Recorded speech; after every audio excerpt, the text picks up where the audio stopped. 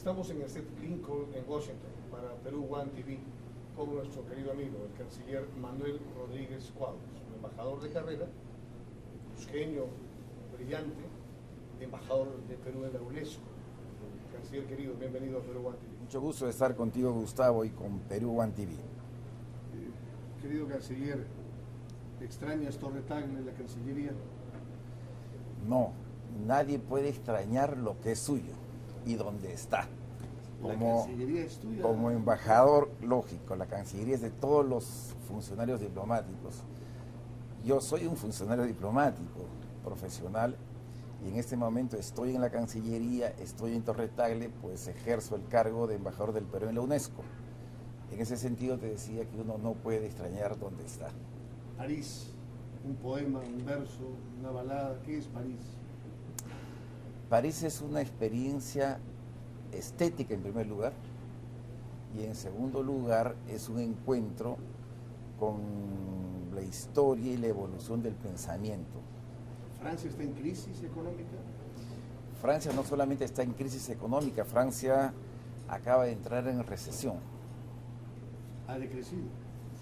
Ha decrecido. Técnicamente un país está en recesión cuando tiene 2 trimestres de crecimiento por debajo del cero, y ese es el caso de Francia en este momento. ¿Solo se salva Alemania en Europa?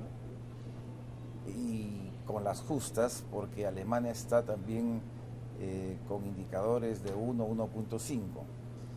En Francia y en Europa no solamente hay una crisis económica, sino hay un replanteamiento del hombre y de la sociedad, del Estado y de la empresa. Gordon Brown ha dicho que Europa nunca más será, que se fue la transferencia tecnológica a Asia y que no retornará. No, eso yo no creo. Yo creo que Europa es y que Europa será. Han habido muchas especulaciones en el sentido que el euro va a estallar, que la Unión Económica Europea y la Unión Europea se va a diluir, que se va a regresar a las monedas nacionales y a los estados nacionales.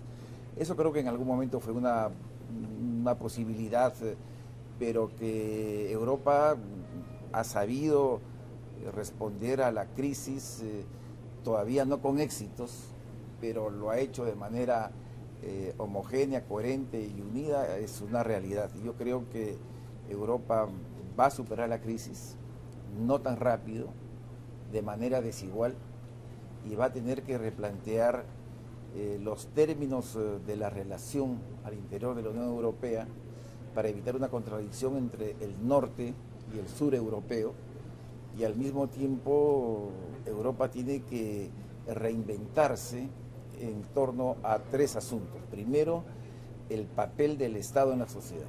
Segundo, el papel de la empresa en la sociedad. Y en tercer lugar, las relaciones de Europa con el mundo. ¿Qué falló en Europa? ¿Qué le falló? ¿Un exceso de optimismo? ¿No fue Estados Unidos quien precipitó esa unión artificial, asimétrica? Yo creo que el proyecto no ha fallado. Yo creo que lo que hay es una crisis económica donde Europa ha descubierto que los controles y la integración de sus políticas monetarias, comerciales y fiscales, que se creían en orden y bajo una supervisión adecuada, no lo estaban. Entonces, lo primero que ha habido en Europa es una crisis de gestión. En segundo lugar, hay una crisis, a mi juicio, salvo Alemania, productiva. Y en tercer lugar, también salvo Alemania, hay no una crisis, sino un estancamiento en la innovación científica y tecnológica, y también en las técnicas de gestión empresarial que hacen que muchos sectores empresariales europeos hayan perdido competitividad. Miremos Asia. Sí. Asia sorprende. Corea del Sur, Malasia, Vietnam. ¿Por qué Asia ha despegado con esta fuerza?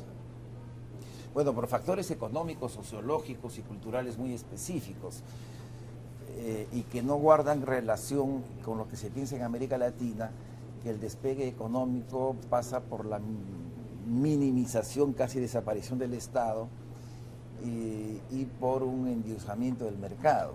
Todas las experiencias asiáticas, que son las más extraordinarias en términos de pasar de lo que antes se llamaba el subdesarrollo, ¿no es cierto?, hacia el desarrollo. La China está en ese tránsito, Corea, Japón, una suerte de... Bueno, Vietnam estuvo destruido por la guerra, dos ciudades-estado, las dos Chinas, Hong Kong y Taipei, han tenido también procesos que han pasado del subdesarrollo, de estructuras económicas basadas en la agricultura, sin industria, a potencias industrializadas. Entonces, eso se ha hecho, yo creo, en base a dos cosas. En primer lugar, a una asociación en la tarea del desarrollo económico entre el Estado y la empresa y la sociedad. Todos estos procesos han tenido niveles de concertación entre la empresa privada y el Estado para establecer determinadas metas, seleccionar determinados sectores económicos para la especialización científica y tecnológica, y en segundo lugar una gran inversión en educación y justamente en ciencia y tecnología. ¿Y la democracia? La democracia históricamente no es necesariamente un requisito para el crecimiento económico. Yo creo que el crecimiento económico se impulsa más aún con la democracia y que el crecimiento económico debe ir de la mano con el crecimiento de las oportunidades y del ejercicio de los derechos de la población, lo que nos conduce directamente a la democracia.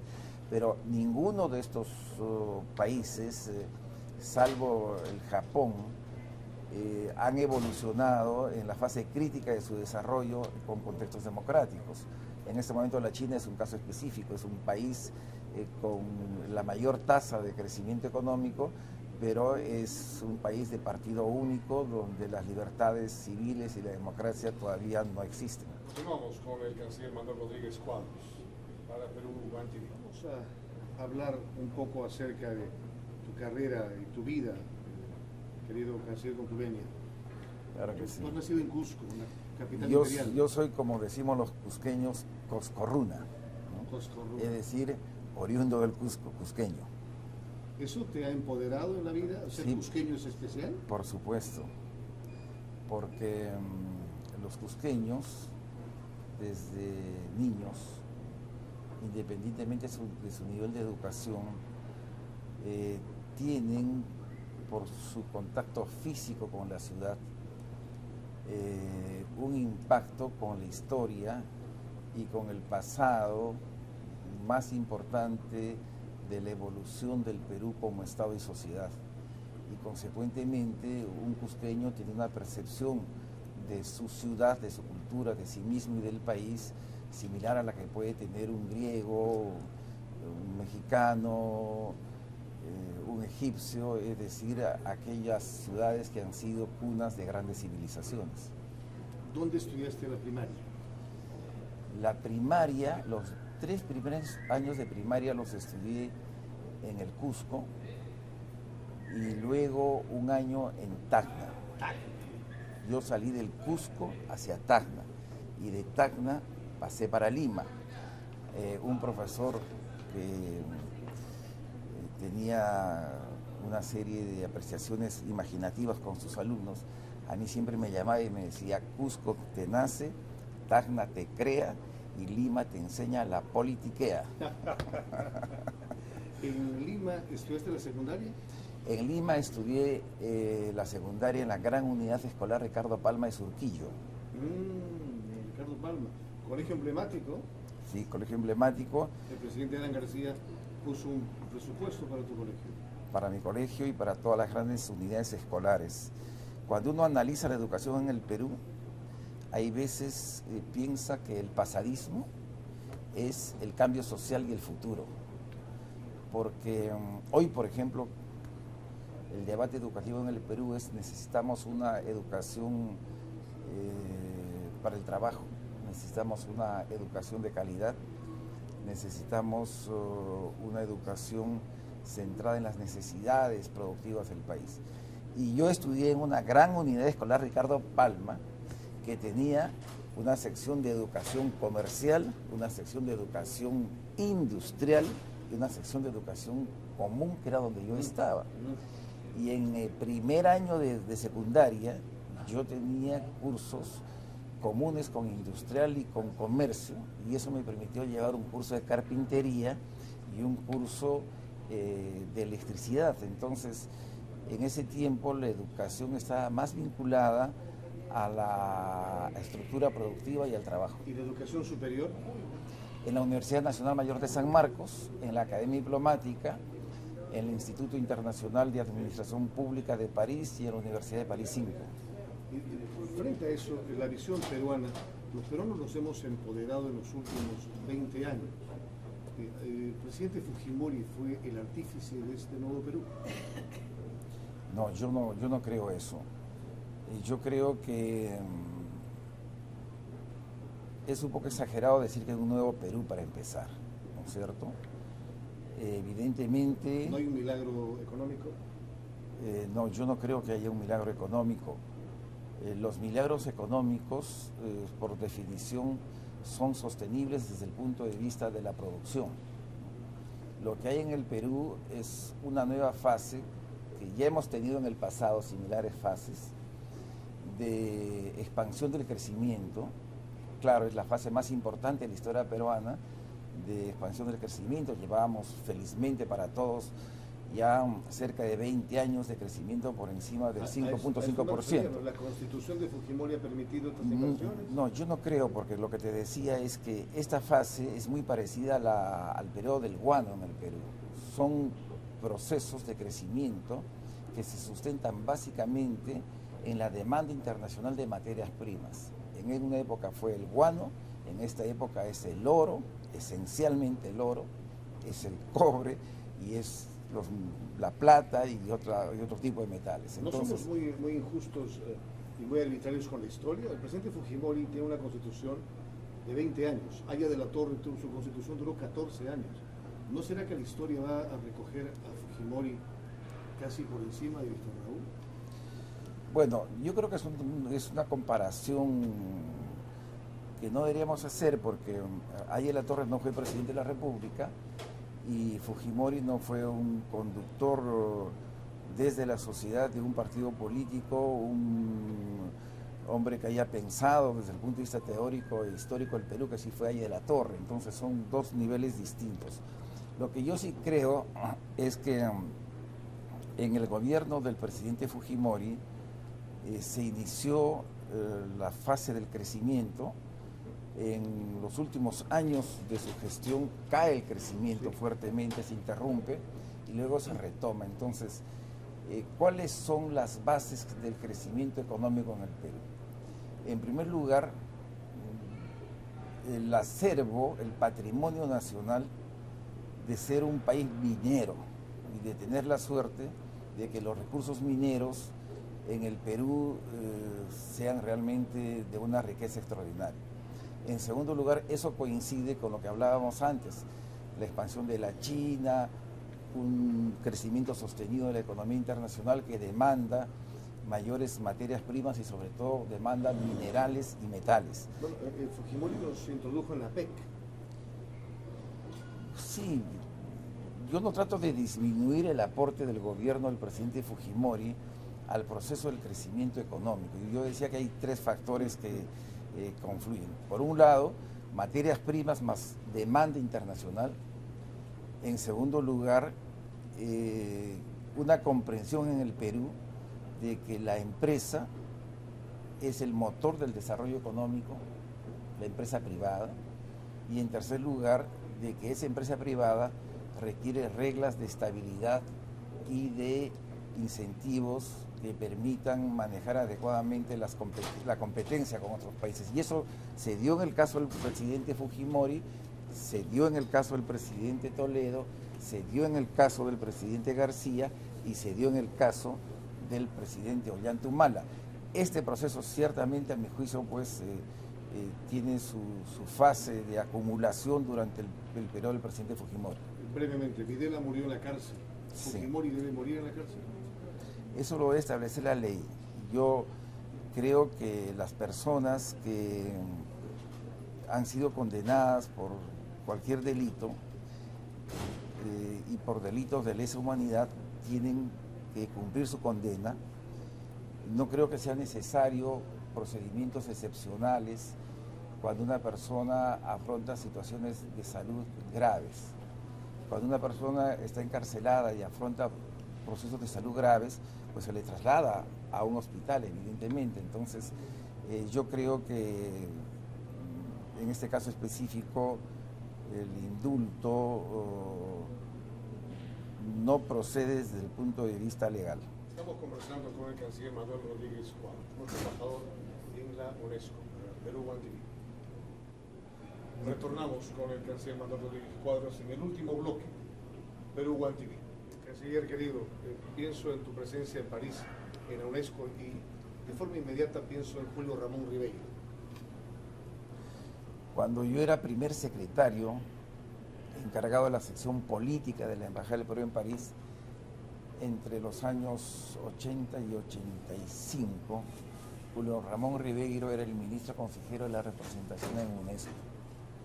Y compartimos días, noches, amistad, preocupaciones por el país, convicciones, gustos, y sobre todo yo era una suerte de alumno suyo desde el punto de vista de mis aficiones literarias, pero también un alumno suyo desde el punto de vista de la relación que un ser humano debe tener con la vida. ¿Cuánto tiempo estuvo Julio Ramón Ribeiro en la sede diplomática? Aproximadamente 10 años. 10 años. Primero como agregado cultural y luego como embajador. Frente a ello, yo recuerdo una conversación de Alfredo Bryce Echenique con Julio Ramón Ribeiro en la revista Debate hace muchos años. Y entonces le dice Bryce Echenique a Ribeiro: solamente hay dos personajes en la literatura peruana que han logrado un estilo propio. Uno es Abraham Valdelomar y otro eres tú. Y él dice: no, lo de Valdelomar lo comparto. Dice: yo no he logrado un estilo, apenas he logrado un acento. Eso es parte, pues, de la sensibilidad y de la humildad de Julio Ramón Ribeiro, ¿no? Julio Ramón Ribeiro definitivamente es el narrador de relatos cortos, cuentos, más importante del Perú, o de uno de los 2 o 3 más importantes del Perú en el siglo XX. Él tenía además una afición de observar la realidad con un ojo no solamente literario, sino sociológico. La palabra del mudo y todas sus demás obras, Prosas apátridas, es una literatura de carácter urbano, ¿no? César Vallejo. Bueno, César Vallejo es el poeta más importante de América Latina, y yo creo que eso es sin duda, ¿no? César Vallejo, también París. César Vallejo es un símbolo de la identidad nacional peruana. César Vallejo es también un símbolo del dolor y la felicidad que ha caracterizado la vida del Perú. García Lorca se refería al Perú y decía: Perú de metal y de melancolía, ¿no? Yo creo que la cara, el rostro, la mirada, la obra de Vallejo representa ese Perú de metal y melancolía. César Moro, también París. César Moro, también París. César Moro, pues, es un poeta lamentablemente desconocido por el gran público en el Perú. Él es uno de los poetas más importantes, creo yo, de la segunda mitad del siglo XX, ¿no? Él, como Vallejo, además tenía mucha relación con los diplomáticos, tenía una vinculación con las embajadas. Y volviendo a Vallejo, Vallejo era casi un especialista en política internacional. Si nosotros reunimos la obra de Vallejo, vamos a encontrar el mayor número de páginas que escribió es sobre asuntos de política internacional. ¿Dónde escribió? Él escribió en periódicos, escribió en 3 o 4 periódicos en el Perú y escribió en Madrid, escribió en Valencia, escribió en París y se ganaba la vida escribiendo. Así que podrías hacer un esfuerzo literario para publicar ese Vallejo internacionalista. Bueno, yo he publicado un ensayo que se llama justamente César Vallejo y la política internacional, ¿no? Es un ensayo de unas 30, 40 páginas y él tiene un artículo, por ejemplo, el año 1937, poco antes de la muerte, que es el 38, donde él ve que el desarrollo del nacionalsocialismo en Alemania, la evolución del fascismo en Italia, la terrible guerra civil española que inspira a España, aparte de mí, este cáliz, que es la historia poética más extraordinaria que se ha escrito sobre la guerra, no solamente lo desgarra, sino le hace ver que el mundo marcha hacia dictaduras autoritarias. ¿Vallejo era comunista? Vallejo era comunista. Convicto y confeso. Convicto y confeso, ¿no? Pero nunca fue un comunista, fue comunista convicto y confeso, pero no fue un comunista regulado. Él siempre tuvo una autonomía conceptual para ver la realidad y en eso te quiero decir lo que estaba comentando. Vallejo tiene un artículo que se llama Pactemos por la Democracia, donde él dice los comunistas, los socialistas, los progresistas debemos pactar con los demócratas liberales y republicanos, y la Unión Soviética tiene que pactar con los Estados Unidos porque el enemigo común es el nacionalsocialismo y el fascismo. Entonces, esta es una intuición notable que al final, muerto Vallejo, se concretó porque fue la alianza entre la democracia liberal y de economía de mercado y el emergente mundo socialista, autoritario y con la quimera de la planificación descentralizada, quienes se aliaron para derrotar al fascismo y al nazismo. Le debemos a Susana Baca que nos haya melodizado a Vallejo, a Moro, a nuestros poetas. Yo creo que sí, yo creo que es una manera de difundir la literatura peruana, de hacerla llegar a las grandes mayorías. Y hay también artistas como Delfina Paredes, que sin melodizar ha difundido Vallejo,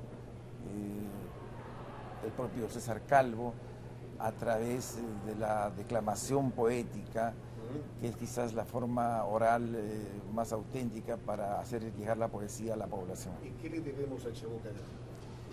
A Chabuca Granda yo creo que le debemos la identidad nacional costeña en el Perú, ¿no? Siendo ella apurimeña. Siendo ella apurimeña, pero en Cochabamba. Claro, nació en Cochabamba, pero ella básicamente, creo yo, tiene un enorme aporte en relación a la evolución del vals, la polca y los ritmos afroperuanos vinculados a los criollos. Ella es la expresión más notable quizás del criollismo, junto con otros enormes músicos que ha tenido el Perú, como Felipe Pinglo Alba. Pero digamos, su gran aporte es de la música peruana nacional costeña. Así es, querido, para irnos, ¿tu presencia en la política será constante? Yo no creo, yo creo que en el Perú, en el mundo actual, tenemos que tener una conciencia del impacto del cambio demográfico en la política, ¿no? Y creo que debemos revertir la tendencia de que quienes están en la vida política del Perú, quienes quieren iniciar una vida política, sean las personas que ya no están pues en la fortaleza y en la osadía de la juventud. Entonces yo creo que en el Perú necesitamos un cambio generacional en los líderes y en los actores políticos, y lo que yo quiero es propiciar ese cambio, ser partícipe de ese cambio, No descarto, por ejemplo, eventualmente postular al Senado de la República, pero yo creo que las tareas del Perú son nuevas. El Perú está con un crecimiento económico extraordinario, tenemos que reafirmar lo nacional y revalorizar lo social para lograr que ese crecimiento se traduzca en estabilidad democrática y en una expansión de las libertades. Y para eso necesitamos también nuevas mentalidades, nuevas ideas, nuevos impulsos, nuevas fuerzas. Yo, sin llegar a lo que decía González Prada, recupero ese espíritu de González Prada y creo que hay que abrir las grandes avenidas a las generaciones que tienen en este momento 50 años, 40 años, 30 años, porque de ellas será el futuro del Perú y es importante que empiecen a construir ese futuro en este momento. El canciller Manuel Rodríguez Squados, Seth Lincoln, Perú One TV.